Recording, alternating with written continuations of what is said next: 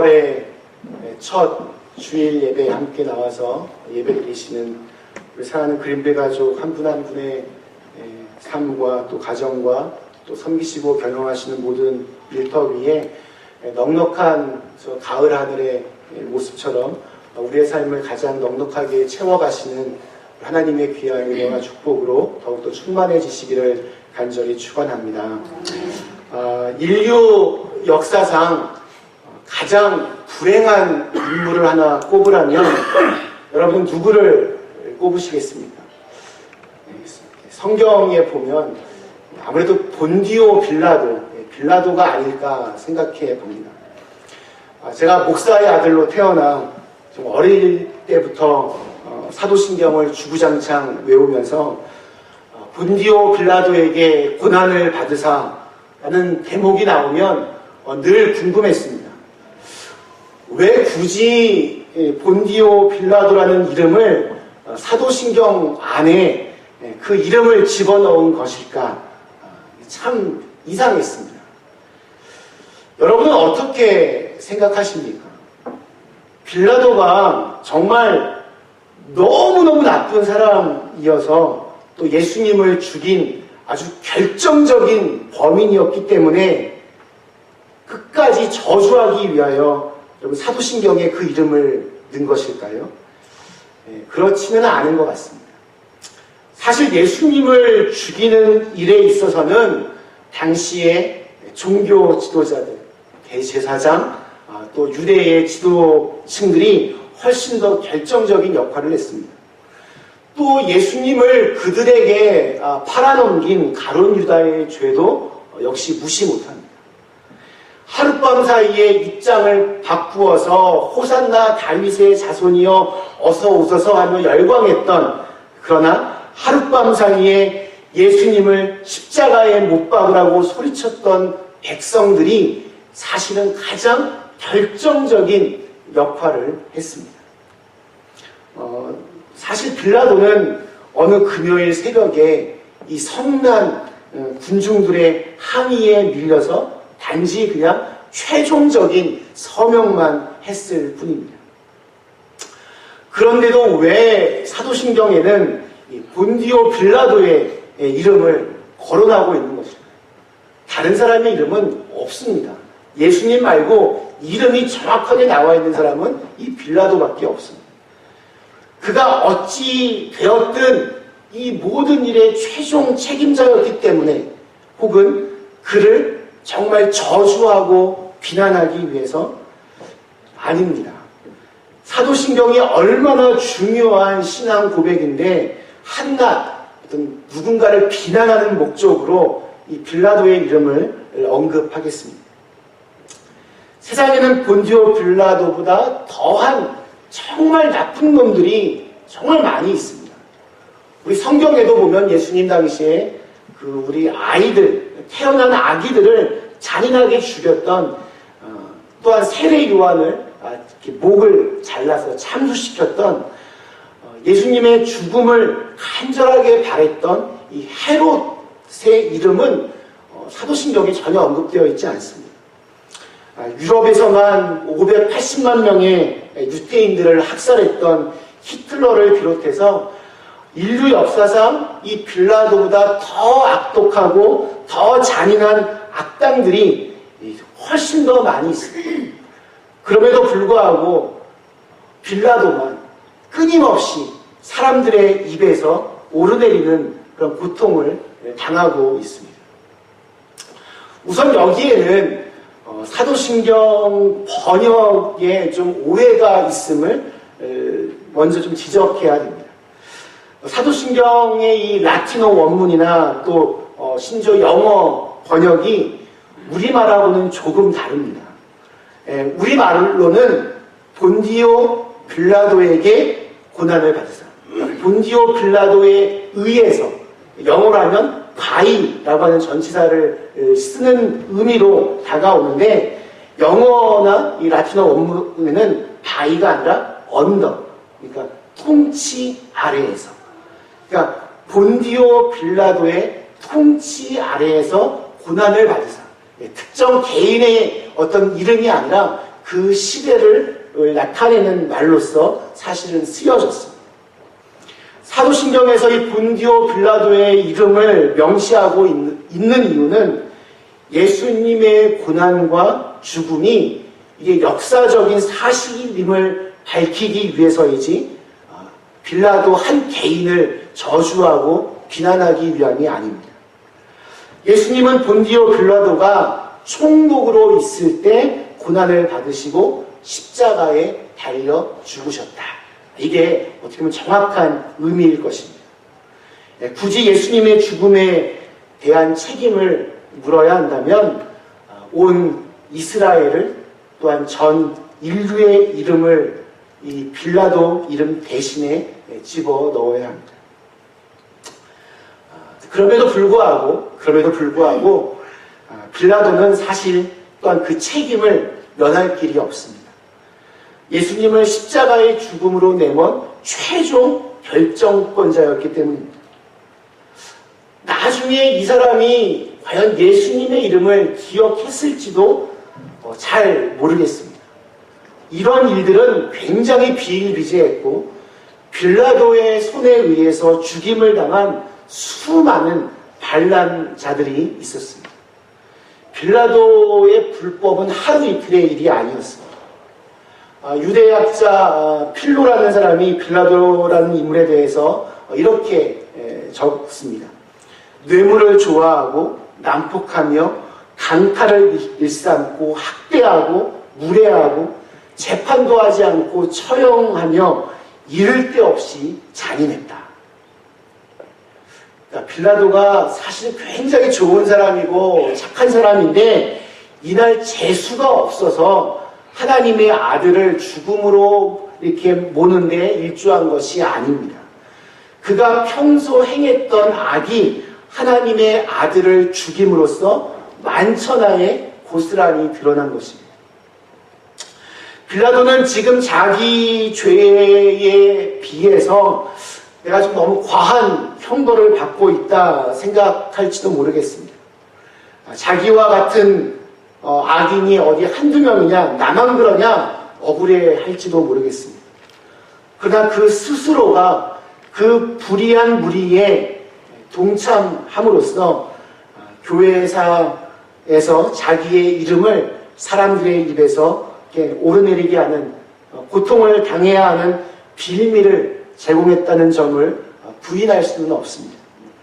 그러니까 빌라도의 실패를 통해서 우리 자신을 한번 좀 돌아보는 오늘 시간이 되었으면 좋겠습니다. 빌라도는 이제 AD 26년부터 36년까지 팔레스타인 지역을 다스렸던 로마의 제5대 총독이었습니다.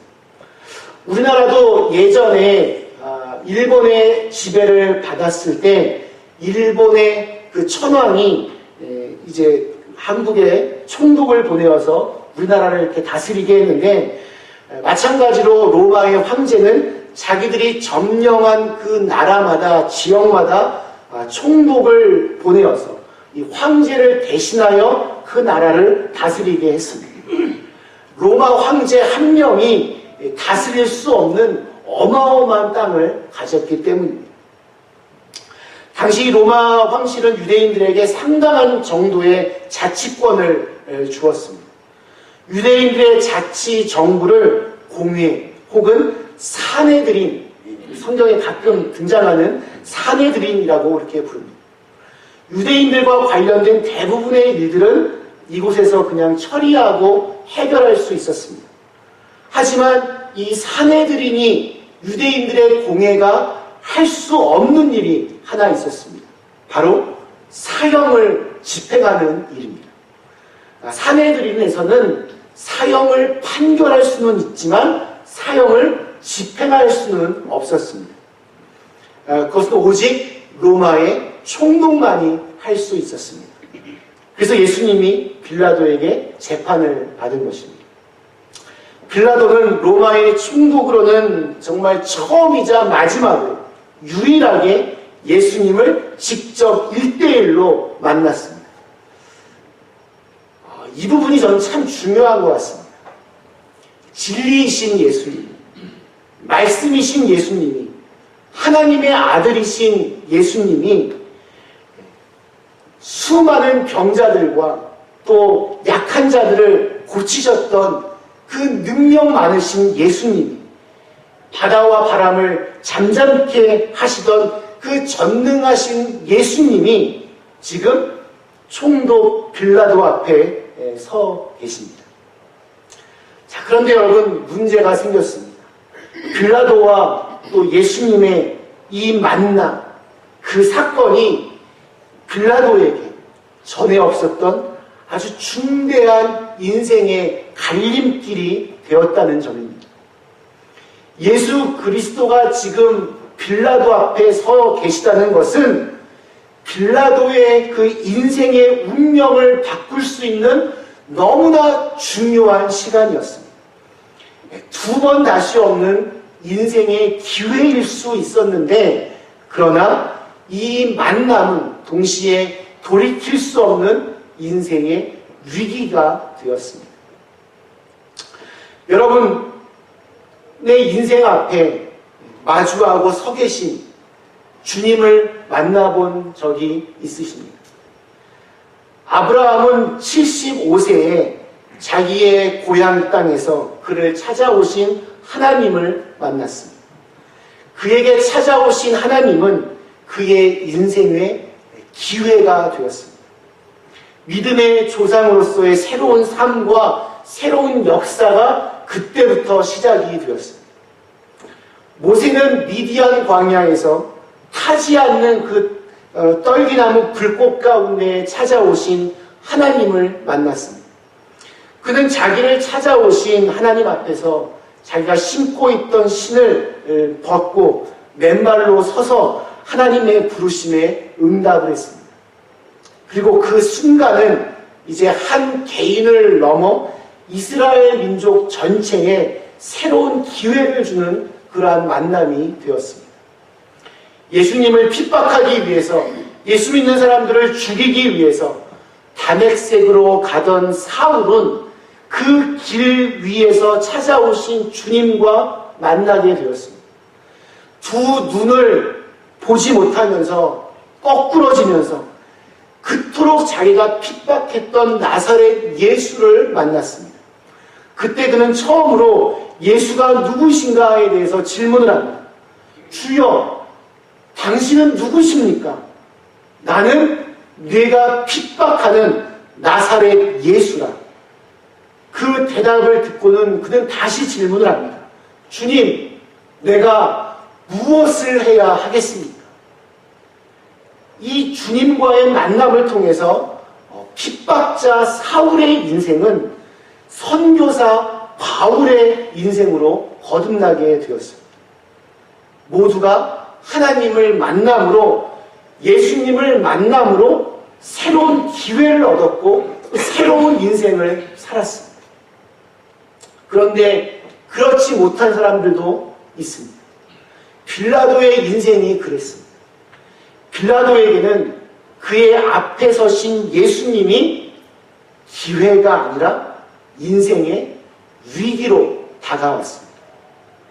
역사적인 죄악을 범하는 불행한 사건이었습니다. 바로 이것이 빌라도 앞에 서셨던 예수님께서 지금 우리에게 주시는 말씀이 아닐까 생각합니다. 우리가 살면서 여러분 가장 만나기를 원하면서도 또 가장 만나기 두려운 분이 누구이십니까? 하나님 아니겠습니까? 여러분 정말 하나님 만나고 싶으십니까? 주님 만나고 싶으십니까? 근데 여러분 솔직히 지금 하나님 만나면 큰일 나는 거 아닙니까? 주님 만나면 큰일 나잖아요. 그래서 우리 곧 이제 왔다 갔다 하시는 분도 이제 평안히 하나님 만나러 가셔야죠. 그러면 나는 지금은 아니고 조금 더 있다가 만나고 싶다 이렇게 말씀하시는 거 아니겠습니까? 우리가 정말 하나님을 만난다면, 주님을 만난다면 사실 그보다 더 큰 축복이 어디 있겠습니까? 내 인생 앞에 서 계신 주님을 기회로 삼는 사람이 있는가 하면 그 주님을 내 인생의 위기와 절망으로 바꾸는 사람도 있습니다. 오늘 빌라도의 모습을 보면서 우리는 그러한 생각을 해야 합니다. 역사가들의 기록에 의하면 빌라도는 이 로마 황제의 눈에 들기 위해서라면 무슨 일이든 했던 사람이었습니다. 그가 총독의 자리에 앉아 있으면서 가지고 있었던 유일한 관심은 출세였습니다. 그래서 그는 자기가 통치하던 그 지역의 사람들을 정말 잔인무도하게 진압했습니다. 황제에게 정말 과잉 충성을 한 것입니다. 그가 나중에 AD 36년에 총독에서 해임이 되는데 그 이유도 사마리아에서 일어난 반란을 너무 잔혹하게 다루었기 때문이었습니다.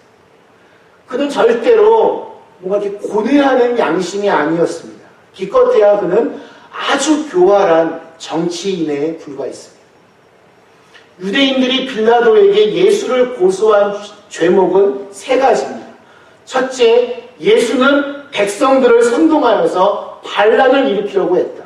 둘째, 로마 황제에게 세금을 바치지 말라라고 했다. 셋째, 자칭 자기가 왕이라고 했다. 다 정치적인 그러한 이슈들입니다.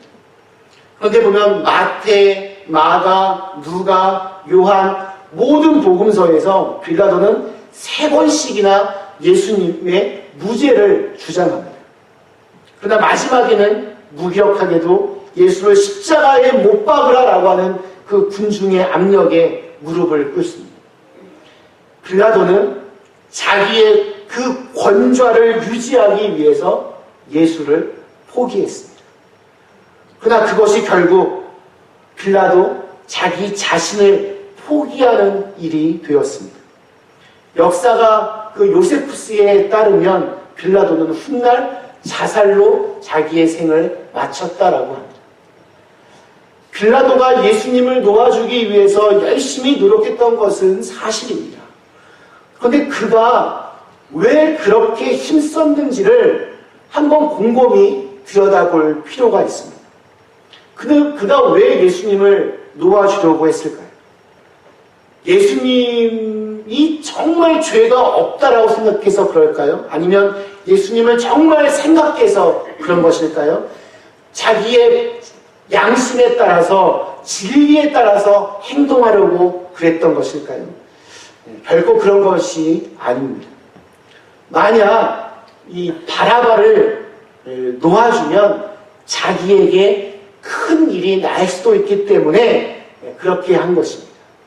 여러분, 빌라도가 바라바를 놓아줄까? 예수를 놓아줄까? 라고 물었던 이유는 만약 바라바가 풀려나가게 되면 그 반란의 그 혁명가가 또 다른 폭동이나 아니면 중요한 요인들을 암살하거나 로마 군대를 습격하는 일이 벌어질 수도 있고, 그렇게 되면 자기의 총독 자리도 위험할 수 있겠다 생각해서 그는 위험한 바라바 대신에 전혀 위험해 보이지 않았던 예수를 놓아주기 위해서 그렇게 노력한 것입니다. 그런데 그렇게 하니까 어떤 일이 벌어집니까? 오히려 더 큰 폭동이 일어날 것처럼 막 사람들이 소리를 치며 바라바를 놓아주라고, 예수를 십자가에 못 박으라고 그렇게 소리를 쳤습니다. 갑자기 또 이렇게 막 분위기가 심상치 않아지면 그것을 제대로 처리하지 못하면 자기의 총독 자리가 위태해질 수도 있었습니다.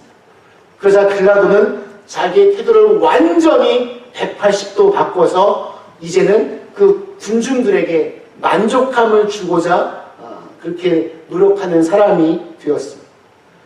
그는 예수가 결백하다는 것을 알고 있었습니다. 십자가에서 죽을 죄가 사실은 그에게 없다는 것을 너무나 잘 알았습니다. 그러나 그는 유대인들이 원하는 대로 예수를 그들에게 내어줌으로써 그냥 조용하게 아무 일 없이 이게 그냥 은근슬쩍 지나가기를 원했습니다. 자기의 정치적인 생명을 연장시키려고 하는 아주 계산적이고 이기적인 그러한 태도였습니다. 저는 빌라도가 죽어서 하나님 앞에 이제 그 심판대 앞에 섰을 때 이렇게 자기 자신을 변명했을 것 같습니다. 하나님, 그때의 일은 정말 죄송합니다. 하지만 어쩔 수 없었습니다. 그럴 수밖에 없었습니다. 저도 3번이나 예수님이 죄가 없다고 그렇게 판결했는데 그 백성들 때문에 제가 어쩔 수 없이 그랬습니다. 그러니까 너그럽게 좀 이해해 주십시오. 정말 그런 말을 하지 않았겠습니까? 근데 이 대목에서 빌라도의 이러한 마음이 사실은 저와 여러분의 마음일 수도 있다는 생각이 들었습니다. 당장 저부터도 제가 저지르는 죄들 이렇게 곰곰이 돌아보면 대부분 뭐 어쩔 수 없었지 뭐. 이럴 수밖에 없었지. 누구라도 그렇게 하겠지. 딱 이번 한 번만 딱 이런 생각들로 행하는 것들이 거의 대부분입니다. 사실 빌라도는 자기가 살려고 예수님을 죽인 것입니다. 자기가 좀 손해를 보더라도 자기의 양심과 진리를 위하여 판결할 마음이 그에게는 없었습니다. 오로지 자기의 이익과 욕망에 의한 결정이었습니다. 우리가 저지르는 죄들도 보면 대부분 비슷합니다. 내가 손해보기 싫어서, 좀 더 많은 것을 내가 얻기 위해서, 내가 좀 더 돋보이기 위해서, 그리고는 이런저런 핑계를 대면서 남의 탓을 하면서 좀 하나님 이해해 주세요 라고 그렇게 말합니다. 옳지 않습니다. 오늘날 사람들이 대형교회 세습을 비판하고 또 지나치게 화려한 예배당 건축에 좀 반대하고 마치 왕이 된 것처럼 교회 안에서 군림하는, 또 각종 추악한 스캔들에도 뻔뻔하게 오리발을 내미는 목회자들에게 반감을 갖는 이유는 입으로는 진리를 따른다라고 하는데, 입으로는 하나님을 따른다라고 하는데 실제로는 빌라도와 같은 모습을 교회에서, 목사들에게서, 그리고 교인들에게서 보기 때문입니다. 사실은 세상의 그 힘과 권력을 향한 욕망이 고스란히 교회에, 그리고 저와 여러분에게 있다면 우리가 바로 현대판 빌라도입니다. 말씀 마치겠습니다. 우리 사랑하는 그린벨 가족 여러분, 오늘 사도신경 5번째 시간, 본디오 빌라도에게 고난을 받으사. 본디오 빌라도는 이 세상에 존재할 수 있는 모든 모양의 힘과 권력을 상징합니다. 엄밀한 의미에서 본디오 빌라도 그 이름, 그 자리에 헤롯이라는 이름을 넣어도 되고, 가룟유다의 이름을 넣어도 되고, 제사장 가야바의 이름을 넣어도 되고, 로마 황제의 이름을 넣어도 됩니다. 그리고 어쩌면 저와 여러분의 이름이 그곳에 있을 수도 있습니다. 우리는 지금 여러분 어떻게 살고 있습니까? 무엇을 위해 살고 있습니까? 왜 이 미국까지 와서 무엇을 위하여 그토록 바쁘게 또 열심히 살고 계십니까? 지금 어디로 가고 있는지 알면서 그렇게 바쁘게 살고 계십니까? 아니면 모르겠고 그냥 바쁘십니까? 언젠가 한 번은 다 떠나는 게 인생입니다. 이제 남은 날을 한번 계수해 보십시오. 지금까지 살아온 날들보다 앞으로 살아갈 날들이 더 짧을지도 모릅니다. 언제까지 우리가 이 빌라도처럼 인기와 권력과 힘을 추구하며 살아야 합니다. 언제까지 빌라도처럼 자기의 욕심을 위하여, 자기의 배를 채우기 위하여 살아야 합니다. 빌라도처럼 눈치 보면서 넓은 길을 가면 당장에는 좋을지 몰라도 결국에는 그것이 죽음에 이르는 길이 됩니다. 망하는 길입니다. 하나님이 원하시는 길은 당장은 좀 힘들지라도 인기가 없을지라도 그 길이 진리의 길이라면 그 길을 우리는 걸을 수 있어야 됩니다. 그렇게 예수님을 만나고 하나님을 만난 후에 새롭게 바뀌어지는 인생을 살아가실 수 있기를 축원합니다. 위기가 아니라 기회로 삼으셔야 됩니다. 그렇게 결단하고 주님과 늘 동행하며 좁은 길로 걸어갈 때 우리의 삶 속에서 승리할 수 있는 저와 여러분이 다 되실 수 있기를 주님의 이름으로 간절히 축원합니다. 우리 주신 말씀을 생각하시며 잠시 우리 결단하며 기도하겠습니다. 시간 함께 같이